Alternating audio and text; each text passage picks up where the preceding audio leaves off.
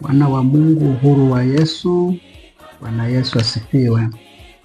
Jina langu ni Mchungaji Amos Katoto Ngeze, askofu wa kanisa la Africa Inland Church Tanzania, Dayosisi ya Kati, ambayo makao yake makuu yako hapa jiji la Dodoma. Ninapenda kumshukuru Mungu kwa siku ya leo, siku ambayo imempendeza niweze kusema maneno machache juu ya siku ya AICT Media Day, ambayo itakuwa ni siku ya Jumapili ya tarehe 15 ya mwezi huu wa 6 wa mwaka 2025. Nipende kuwahamasisha Wakristo wote katika dayosisi yetu ya Kati kwamba waitikie vizuri, kuwa na mwitikio mzuri.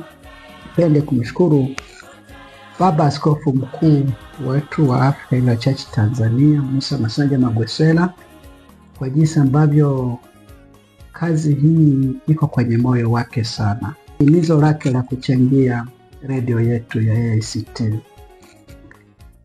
Kwa hiyo ukimtolea Mungu kwa moyo mkunjufu, kwa moyo mweupe, pesa itatoka nyingi na hatimaye hii kazi ya redio itaendelea vizuri. Mnajua redio ina manufaa makubwa sana.